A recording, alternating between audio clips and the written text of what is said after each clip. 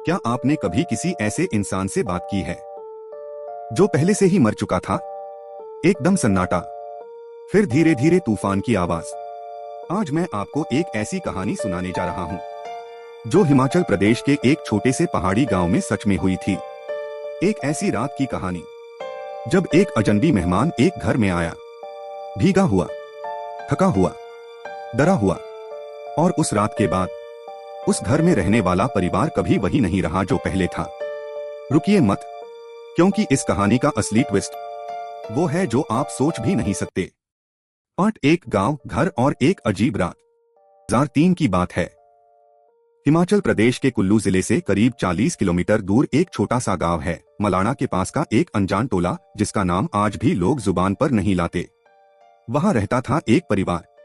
रमेश ठाकुर एक साधारण किसान, उनकी पत्नी सावित्री, उनका बेटा आकाश जो उस वक्त बस 14 साल का था, और थी उनकी बुजुर्ग माँ, दादी माँ, जो गांव में देखने वाली के नाम से जानी जाती थीं। लोग कहते थे उनकी आंखें वो देख सकती हैं जो दूसरों को दिखता नहीं। अक्टूबर का महीना था। पहाड़ों पर बर्फ गिरने की शुरुआत हो चुकी थी। रातें लंबी हो गई थीं और अंधेरा इस गांव में कुछ ज्यादा ही गहरा हुआ करता था। उस रात 14 अक्टूबर 2003 को रात के करीब 11 बजे एक तेज तूफान आया। ऐसा तूफान जो उस गांव के बुजुर्गों ने भी पहले कभी नहीं देखा था। बिजली कड़की, पेड़ टूटे और रमेश के घर का दरवाजा धड़ाम। किसी ने दस्तक दी। रमेश ने आकाश को इशारा किया, देखो कौन है। आकाश दरवाजे के पास गया। उसने दरवाजा खोला और बाहर खड़ा था एक आदमी, करीब 50 से 55 साल का। सफेद कुर्ता, पूरा भीगा हुआ, चेहरे पर लंबी दाढ़ी, आंखें बड़ी अजीब थीं, जैसे अंदर से खाली हो, जैसे कोई रोशनी न हो उनमें। वो बोला, बेटा, बड़ी ठंड है, क्या एक रात के लिए पनाह मिल सकती है? आकाश ने पलटकर अपने पिता की तरफ देखा। रमेश एक अच्छे इंसान थे। उन्होंने कहा, आइए, पहाड़ों में रात को किसी को बाहर नहीं छोड़ते। वो अजनबी अंदर आया और दरवाजा बंद हो गया। उस आदमी ने अपना नाम बताया, हरिया। कहा कि वो पास के एक गांव से आ रहा है, रास्ते में तूफान में फंस गया, अपने घर पहुंचना चाहता है, लेकिन अब इस रात में जाना संभव नहीं। रमेश ने सावित्री को कहा, चाय बना दो और खाना भी। सावित्री ने चाय बनाई, खाना गर्म किया, लेकिन जब वो हरिया के पास आई, उसके हाथों से ट्रे छूट गई। चाय के कप जमीन पर गिरे। रमेश दौड़े, क्या हुआ? सावित्री कांप रही थी। उसने धीरे से कहा, इनके पैर जमीन पर नहीं थे। रमेश ने हरिया की तरफ देखा। वो बैठा था, बिल्कुल सामान्य, मुस्कुरा रहा था। रमेश ने सोचा, पत्नी डरी हुई है, अंधेरे में गलत दिखा होगा। लेकिन उसी रात दादी माँ जो अपने कमरे में सो रही थीं, अचानक उठ गईं।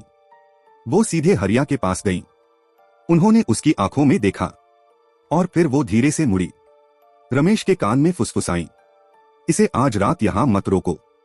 रमेश ने पूछा, क्यों अम्मा? दादी मां बोली, क्योंकि ये यहां का नहीं है। रमेश समझे नहीं। उन्होंने सोचा, बुढ़ापे में अम्मा को वहम होता है। हरिया को एक कमरे में सोने की जगह दे दी गई। घर में सब सो गए। रात के 2 बज गए। आकाश की नींद टूटी। उसने सुना किसी के चलने की आवाज घर के अंदर। धीरे धीरे उसने सोचा, शायद हरिया वॉशरूम गया होगा, लेकिन आवाजें रुक नहीं रही थीं।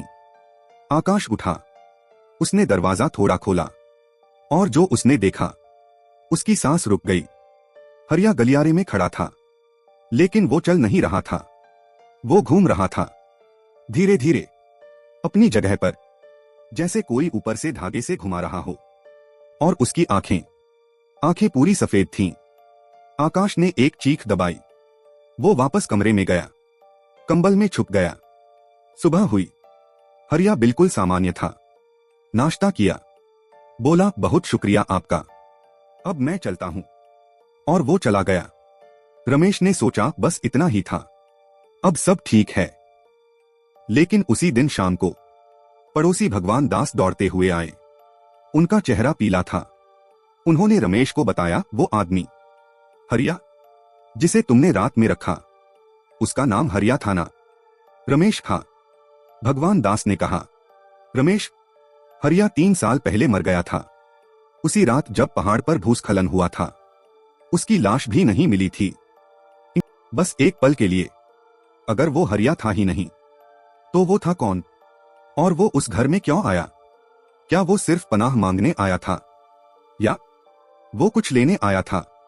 आगे की कहानी सुनने से पहले अगर आप पहली बार इस चैनल पर आए हैं तो अभी सब्सक्राइब करें, क्योंकि इस कहानी का जो ट्विस्ट आने वाला है वो आपको हिला देगा। रमेश उस रात सो नहीं पाए। अगले दिन वो गांव के पंडित जी के पास गए। पंडित श्यामलाल। पंडित जी उस गांव के सबसे पुराने और जानकार इंसान थे।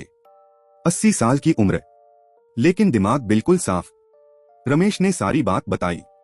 पंडित जी बहुत देर तक चुप रहे, फिर बोले, रमेश, ये कोई साधारण आत्मा नहीं है। उन्होंने बताया, इस पहाड़ में एक पुरानी मान्यता है। जब कोई इंसान अचानक मरता है, बिना किसी को बताए, बिना किसी अंतिम इच्छा के, तो उसकी आत्मा भटकती है। वो किसी घर में जाती है, किसी से कुछ मांगती है, और अगर वो नहीं मिला तो वो उस घर से कुछ ले जाती है। रमेश, क्या लेती है? पंडित जी, जो सबसे प्यारा होता है उस घर में। रमेश के मन में एक ख्याल आया। वो घर में सबसे प्यारा क्या था? आकाश, उसका बेटा। रमेश दौड़ते हुए घर आए, और जो देखा वो उनकी जिंदगी का सबसे बुरा पल था।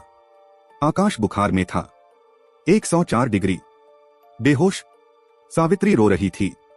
दादी माँ कोने में बैठी कुछ बुदबुदा रही थी। डॉक्टर को बुलाया गया। डॉक्टर ने कहा, बुखार है, दवाई दो, ठीक हो जाएगा। लेकिन बुखार उतरा नहीं। 3 दिन, 4 दिन, 5 दिन आकाश बेहोश रहा, और हर रात घर में वो चलने की आवाजें आती रहीं। दादी माँ ने रमेश को अपने पास बुलाया। उन्होंने एक पुरानी डायरी निकाली। उसके पन्ने पीले पड़ चुके थे। उन्होंने कहा, बेटा, वो हरिया तुम्हारे पास सच में आया था, लेकिन वो पनाह मांगने नहीं आया था। रमेश, तो क्यों आया था? दादी माँ ने एक लंबी सांस ली और बोली, वो माफी मांगने आया था। रमेश समझे नहीं। दादी माँ ने डायरी खोली, और जो सच सामने आया वो रमेश के पांवों तले जमीन खींच गया। 30 साल पहले की बात थी। रमेश के पिता और हरिया दोनों बचपन के दोस्त थे। एक जमीन का टुकड़ा था पहाड़ की तलहटी में। दोनों का हिस्सा था उसमें, लेकिन हरिया ने धोखा दिया था। उसने कागजात में हेराफेरी करके पूरी जमीन अपने नाम करा ली। रमेश के पिता उस जमीन के लिए लड़ते लड़ते बीमार पड़ गए, और एक दिन चल बसे। रमेश को यह कभी नहीं पता था। हरिया तब से उस पाप के बोझ तले जीता रहा, और जब पहाड़ पर भूस्खलन में वो मरा, उसकी आत्मा को चैन नहीं मिला। वो माफी मांगने आया था रमेश से, रमेश के पिता के बेटे से। लेकिन रमेश ने उसे पहचाना नहीं।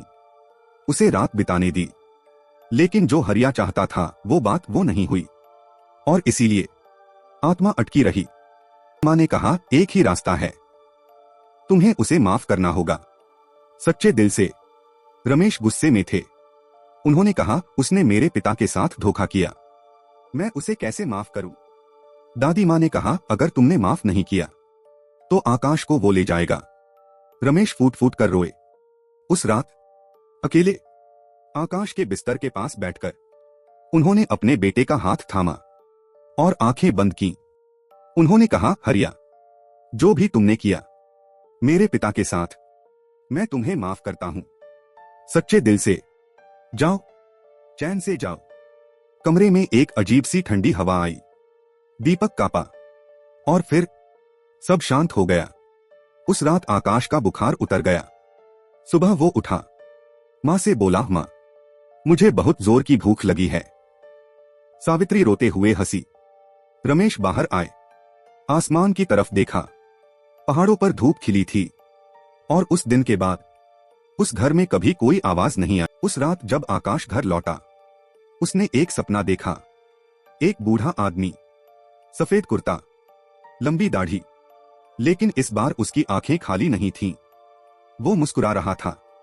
उसने आकाश से कहा, सिर्फ 2 शब्द, शुक्रिया बेटा, और वो धीरे धीरे एक रोशनी में समा गया। आकाश की आंख खुली। बाहर पहाड़ों पर सूरज निकल रहा था। पंछी गा रहे थे, और उस घर में जहां सालों से एक बोझ था, एक अजीब सी शांति थी, क्योंकि उस दिन एक पुराना सच सामने आया था। एक पुरानी गलती सुधरी थी और एक आत्मा जो सालों से भटक रही थी आखिरकार घर पहुंच गई। लेकिन रुकिए, ये कहानी यहां खत्म नहीं होती, क्योंकि असली ट्विस्ट अभी बाकी है।